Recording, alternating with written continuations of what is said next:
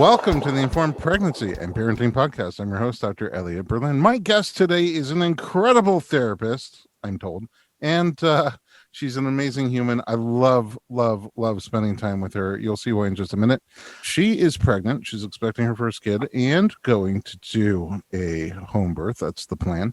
And for the first time ever, we have discussed trying to record some elements of the birth so that we can bring you into the experience a little deeper during the post-birth interview. Roxanna Saremi, welcome to the podcast. Guinea pig of the possibility of doing during birth. Love it. Before, during, and after. Before, during, after. But I mean, that goes with your awesome personality, is that you're like open. And why are you open? It's not for you. Maybe because I'm a double Aquarius. I'm just open to the new, the inventive, the creative, the different, the weird. I want to do it all. I want to experience it all. I hear feedback all the time from people that say, hey, the closest thing I have to having any kind of idea of what it's going to be like when I'm in labor is listening to a bunch of other people's labor stories. And, yes. I'm not going to be at your birth, but what you're going to be surrounded by great people who just periodically will look for moments to capture an audio. And then the idea is that we'll weave them in afterwards. So my goal in the whole thing, and here's how I pitched it, was what if we could get even deeper into that experience, almost as if we're a fly on the wall in the room with you. And that's what we're going for. I love it. I'm super gung-ho about it as of right now. We'll see how I feel during. Yeah. But right now I'm really into it. And that's how I've been learning about birth is I watch Instagram stories. I listen to the during, the pushing. It's how I've been learning what it could be like for me, especially a home birth. Yeah. I want to learn more about how you came to your birth intentions and how your pregnancy is going. But let's start at the beginning. You're a very cool therapist. Tell me about your background. Thank you. Well, I actually was going to be a teacher. I was midway through a master's program to be an elementary school teacher because I love kids so much. And I think they're so wise and they have so much to share. It's like such a synchronistic thing that happened. I was in a meeting and a flyer literally flew onto the table and it said, Masters of Marriage and Family Therapy on the flyer. And I had no idea that I could get my master's and practice clinical therapy. I always thought I had to be like wifey and become a psychologist or get my PsyD. And so I was like, oh my gosh, I could get my master's and practice therapy. That sounds so cool. I want to get more emotionally intimate with people. I don't know if I can do that in parent-teacher conferences. So I switched it up. Yeah. But your approach is unique. It is unique. It's more, people would call it holistic.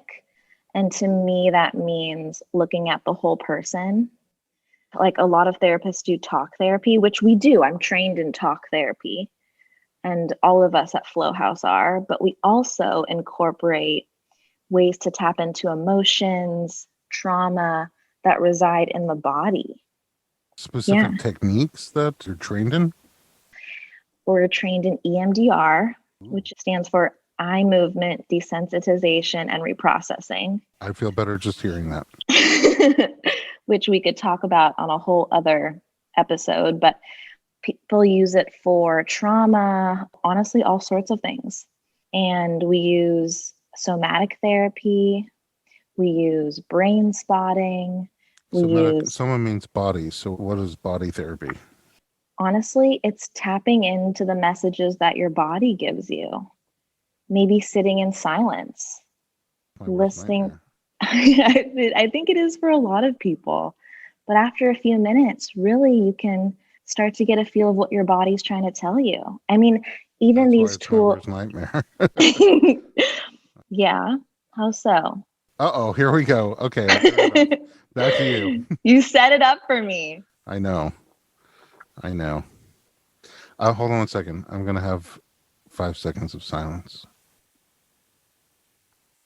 Yeah, it's creepy. Okay.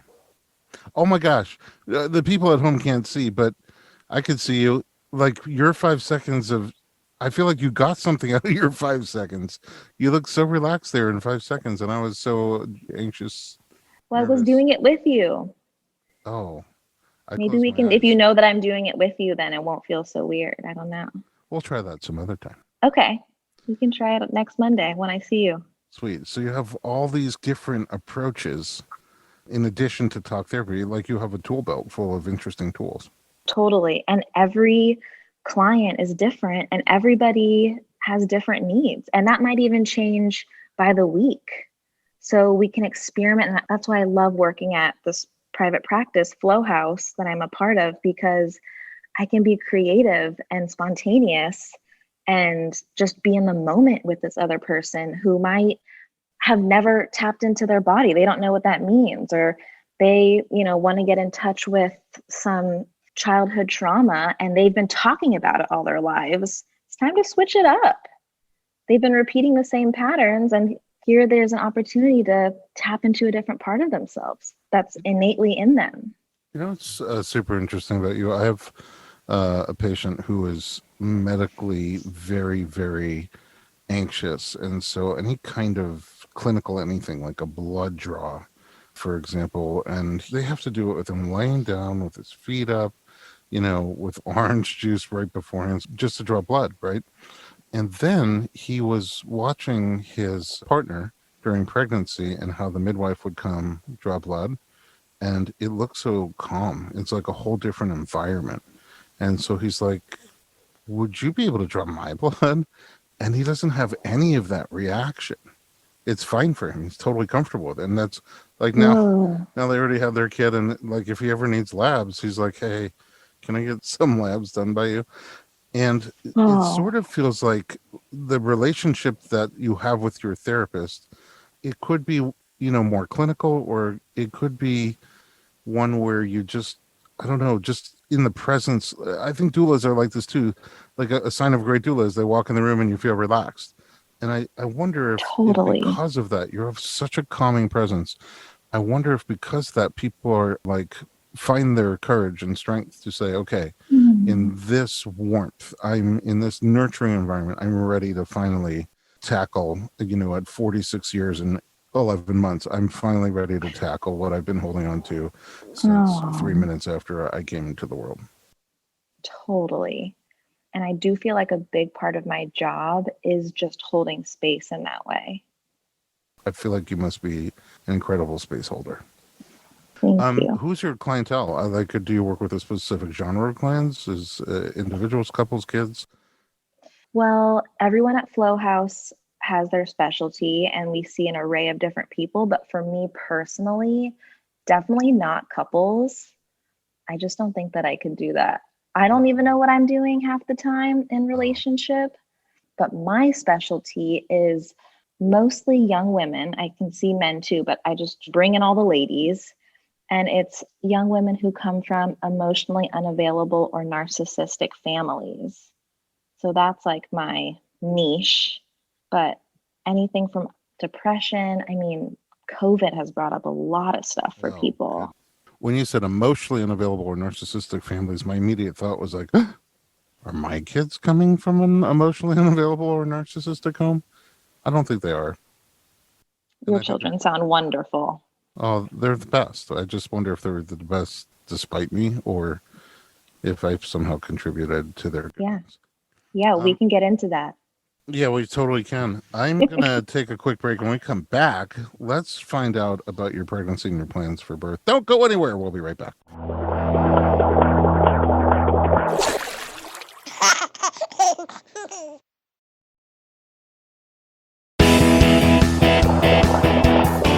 Welcome back to the Informed Pregnancy Podcast. We're talking to Roxana Saremi. Am I saying that right? I'm just going to go with whatever you're saying because I love it. Oh, Saremi. Saremi. And she is pregnant now, and you're getting up there. How many weeks are you? Almost 38. Wow. You seem so comfortable. This is the most comfortable I have felt in my body. What? At 38 weeks? Mind blown. Just like being pregnant in I mean, skirt, skirt, the first trimester. Oh, right. Now, second trimester and third trimester, this is like the best I've felt in my body. I love this body. I have so many questions for you. And I love that you love your pregnant body. I want to get to that too, but I would love to start at the beginning. How did you find out you were pregnant? It was a complete surprise. And I hadn't even missed my period yet before taking a pregnancy test. I know that sounds so weird, but whatever reason, gravitated towards my drawer.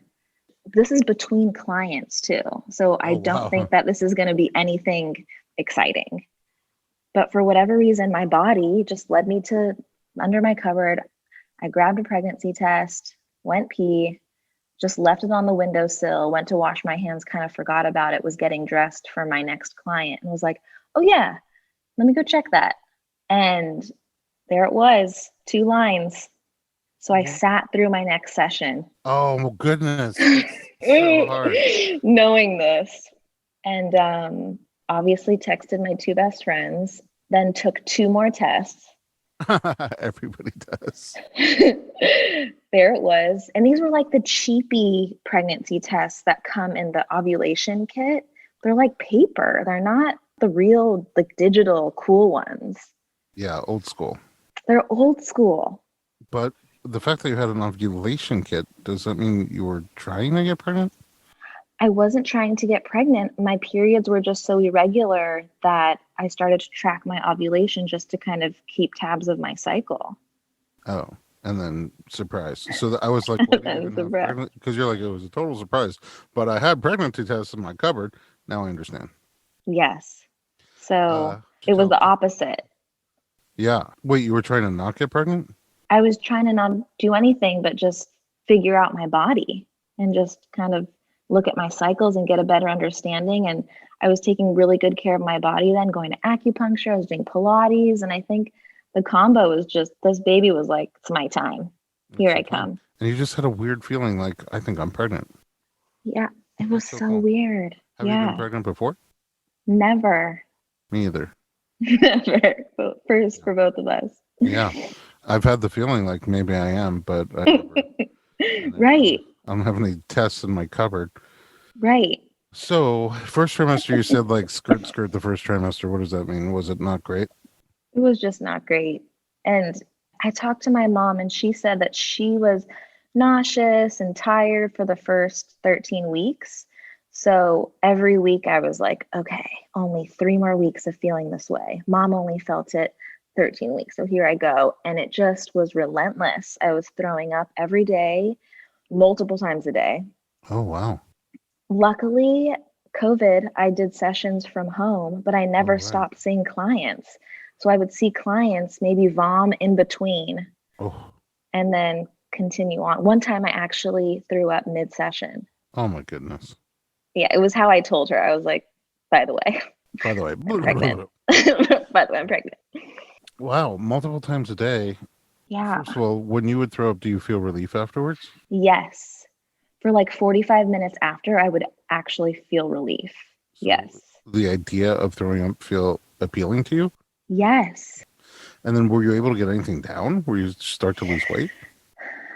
So I never weighed myself, but I bet I lost at least 5 pounds.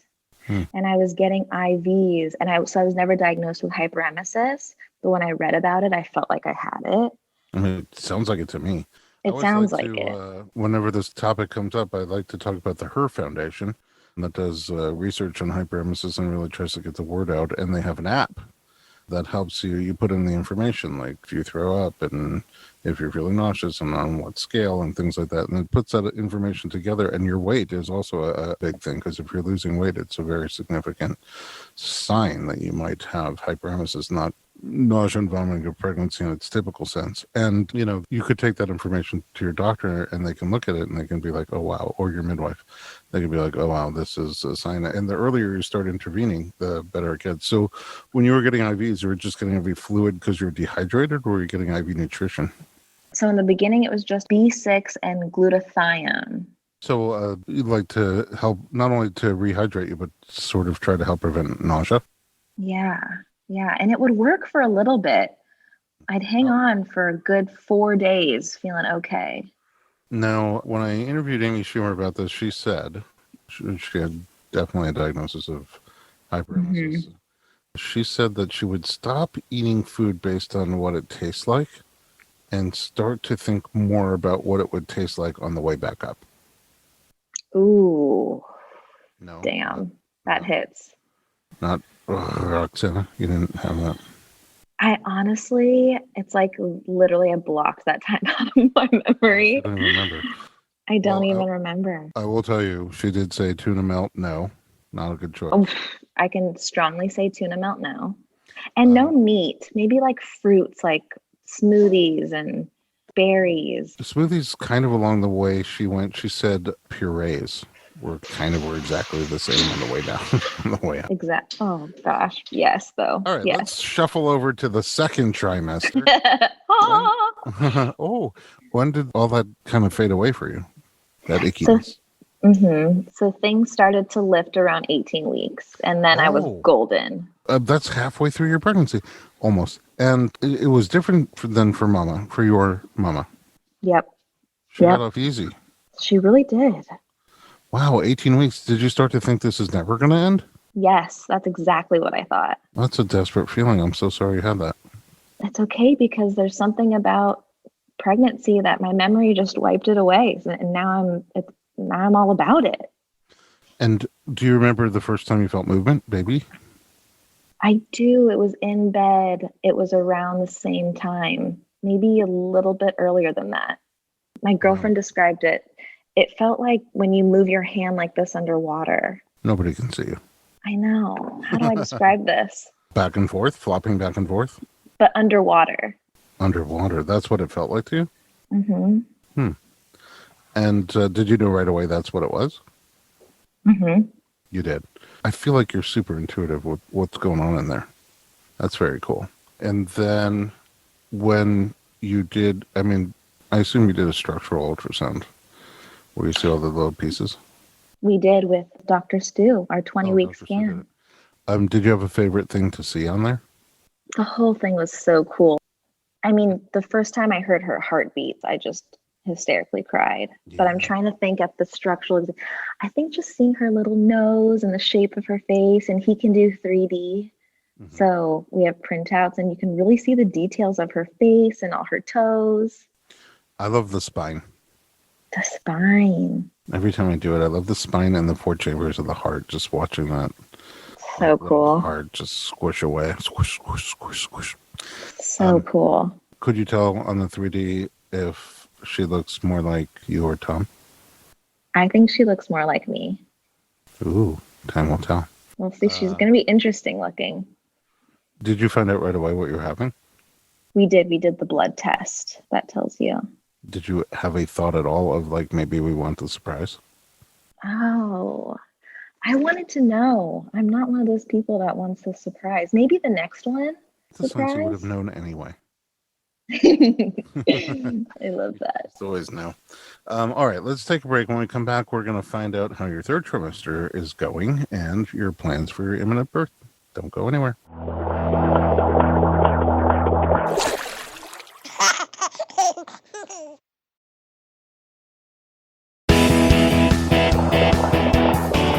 Welcome back. It's the Informed Pregnancy Podcast. I'm your host, Dr. Elliot Berlin, and I am talking to Roxana Saremi. It's getting ridiculous. Okay. Third trimester. So when did you pop? I mean, you said you love your pregnant body. You're super pregnant. I'm going to tell you, in 20 years of doing prenatal care, not a whole lot of people say that. Some people are like, yeah, I like it. It's okay. But at 38 weeks, I'm just put a fork in me. I'm done. Just hate the changes. They hate the way they look, the way they feel, the way the clothing feels. You just look so happy and so comfortable.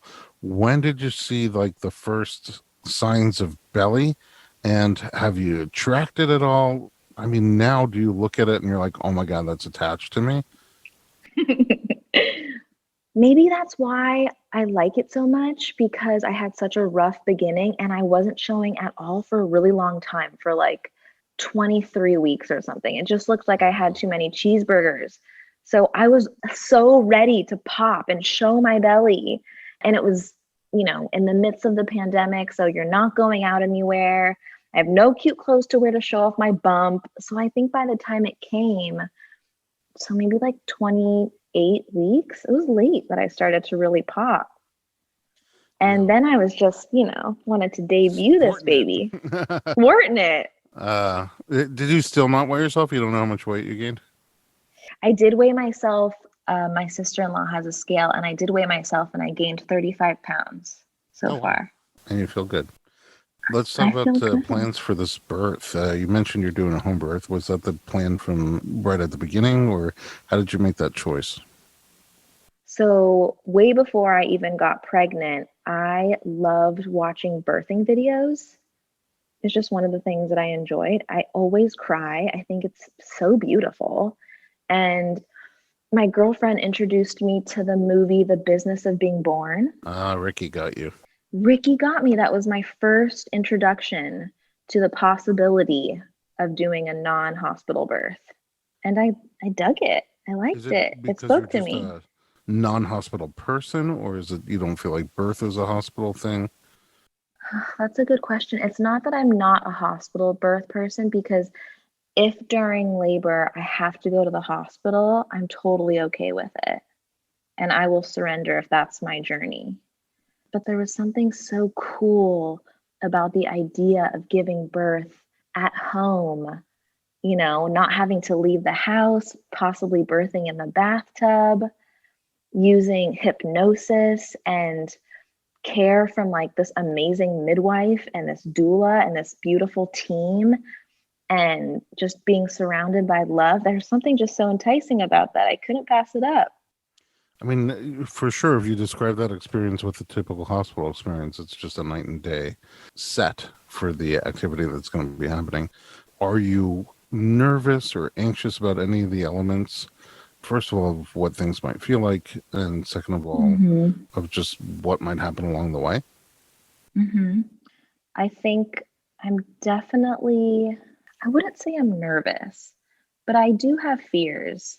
And it wouldn't be right of me to say that I didn't have fears about giving birth, because I definitely do, but they're not overpowering fears. Specific fears?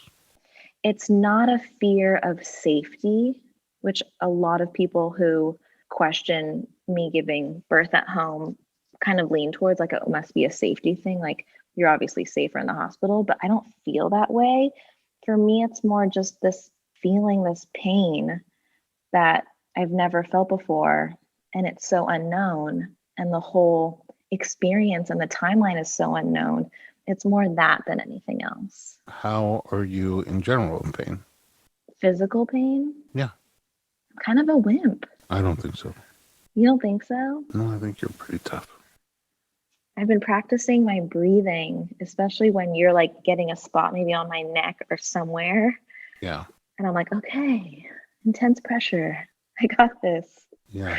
I mean, I think a really wonderful way of telling your nervous system, I know that's intense, but I'm not in danger, so I don't want to fight it. I want to surrender to it. Love that. Yes. And from what I understand, that comes in handy later. Maybe later tonight, for all I know. I'm going to remember that. Wait, say that again. Later tonight? No, Oh, the you have I affirmation. think you already have a wonderful way of telling your nervous system Hmm. that this intensity is something I'm not used to, but I'm not in danger, and the baby's not in danger. So I Yes. want to surrender to it and not fight it. And then you're able to just like, yeah, zen into it and let it move through you. I'm sort of envious. I wish I had that, but I'll grow up one day. I can teach you. Thank you. So at birth, like, what do you envision being comforting to you? Do you think touch will be comforting? Do you think words or affirmations will be comforting to you? Music, scents? Mm. Watch, I'm going to tell you all the things that are going to bring me comfort now, and then we're going to talk after, and none of those things are going to have been comforting. This wouldn't be the first time that happened. But I'll tell you how I feel right now about it. I think, oh, one of the things we learned was the hip squeeze. Oh, that already feels good. I think I'm going to want the double hip for sure. I'm going to want some positive affirmations. Mostly, you're doing a really good job. That's what I want to hear. You're doing a really good job. Everything's okay. Is there anything specifically you don't want to hear? I don't want to hear back noise chatter. That might really irritate me. and I need it to be a vibe. So I have my battery operated candles, and I don't know what kind of music I'm going to want, but I already have a good eclectic playlist that also includes some classic Disney songs. Oh, are you a Disney fan? I'm a huge Disney fan, Oh, especially old classic like what's your Lion fave? King songs. Oh. Aladdin was my favorite. Like that? All Hmm. that. I love to make birth parodies out of those. What? That's amazing. That's such a good idea. Thank you very much. We do it usually in the moment if you're in the right mind frame for it. It serves two purposes. I do have this question for you. Do you have predictions? It's a new thing we're doing. Predictions about when you will give birth in relation to your due date. Ooh. Okay. Oh, answer that one right now. Yeah, you guess and I guess. We'll see what happens. Okay, you guess and I guess. I'm gonna guess May 4th, What's your due date? May 5th. Oh, so you're saying, first of all, Star Wars Day, Yeah, May the 4th. May the And 4th. yes, one day before your due date, I will go with the unpopular answer of May 8th. May 8th. Yeah, I don't know if it has any significance, but May 8th, I'm going with a few days after the due date. Okay. Next thing, do you have a prediction on how big she will be or small? Ooh, I'm gonna go with 7 pounds, 7 ounces. Wow. Okay, I was at 7 pounds, 3 ounces. Okay. It's gonna be a close race for that one. Let's see. Yeah. How about length of labor? Ooh. Wait, does this mean active From the labor? time you're having surges on a regular basis, right, until the time the baby comes out. Hmm. I want to say 12. Ooh, you're not going to love my answer at all. Oh my gosh. I might just keep it to myself. No, tell me. I was thinking 25. Wow. I hope I'm right, but maybe it's better actually for it to be longer. I don't I, know. I'm a you know, newbie. I think that labor turns into the casino type of environment I where love that time, comparison. yeah, there's Whoa, no yes. clocks and time just goes by and you're like, what? It's Tuesday? So I don't know that you'll necessarily feel like, wow, it's hour 12, 13, 14, 15. But I think if it is like 25, 26 hours, and it could be shorter or longer, uh, you know, I was at a birth a while ago and the midwife put a sign over all the clocks. And the sign said, the time is now. Ooh, be here now. I think it was very helpful to just stay in the present moment. What's happening at this Yeah. moment is what I have to deal with, you know, whether I'm taking a break or I'm having a big surge and I'm relaxing into it or, whatever it is that you're doing, the time is now. And I think in that environment, 25 hours is not all that different than 12 hours. Okay, that's comforting. Hopefully I'm right. The last thing I want to talk to you about is, uh, well, now I have two things. Do you have snacks in mind for labor? Do I have snacks? Yeah, like specific things you think you want to eat in labor? Oh my gosh. I'm thinking fruit, all kinds of fruit, like mangoes and melons, grapes, strawberries. All those sound really good. Anything Like a sweet hydrating? fruit. Oh, yeah, sweet and hydrating. I have a sweet tooth, Yeah. But you have like a sweet fruit tooth. also a sweet fruit tooth. Oh, that's such a good question. I didn't even think about snacks. I think, What kind of mother are you? what kind of mother? You haven't thought about your birth snack. Yeah, seriously. TBD, I guess. I don't know, because what if I want something hefty like a cheeseburger, but then Yeah, what if I'm sure. throwing up and I'm like, no.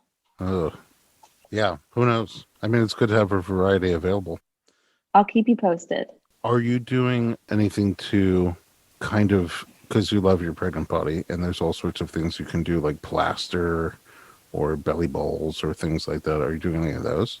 What's plaster? Yeah, they like plaster up your belly and make a Oh, cast. yeah, no, I really want to do that. I should do that. And then you could paint it or you could have an artist paint it. I see people put them on the wall sometimes. I love that idea. No, I haven't done any of that. The most we've done is a maternity shoot, which has been fun because I got to get dressed up and take pictures. Oh, great. We'll probably use one with the podcast. Yeah. I'm so glad you stopped by because otherwise you wouldn't have thought about the belly cast. What was the other thing you said? Belly A belly cast? bowl. There's another company that kind of Belly bowl. makes a cast of just the bump, not your whole bust. And they make a glass bowl out of it. What? Yeah. Okay, I'm looking into this. That sounds incredible. I don't have much longer. Yeah, neither one takes very long. Okay, so we talked about it at the beginning, you're the first attempt of trying to bring people a little deeper into a birth experience. And the way we're going to try to do that is the people around you, like your midwife and especially your doula, to just periodically give us okay, it's 2:00 in the morning. Roxana's been in labor for 3 minutes.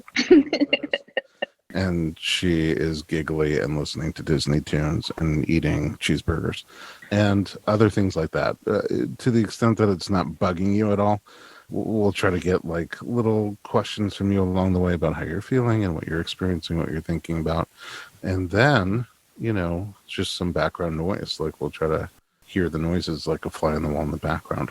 If all goes well, we will come back and get your post-birth interview and try to incorporate some of that from the scene on the ground audio. Wow. And, create a whole new experience for listeners. So I'm very grateful to you for being super cool and open to the idea. I just want you to know from the beginning, there is absolutely positively no pressure. If you feel like not talking at all, or you want them to shut off the audio recorder, kick us out. Okay. You got it. Last thing I want to do is create any extra, tension or anything like that for you at your own birth. So here we are at the end. What? I know. But it's really just the halfway mark because we'll be back with a whole new type of post-birth interview. I'm so excited. At 38.5 weeks, I'm sending you the juiciest, most positive birthy vibes. Thank you. You're amazing. You have an incredibly lucky baby in there that's going to be showered by your overflowing maternal love. Aww. And I just hope you have an incredible journey, and I can't wait to hear about it. And thank you for sharing.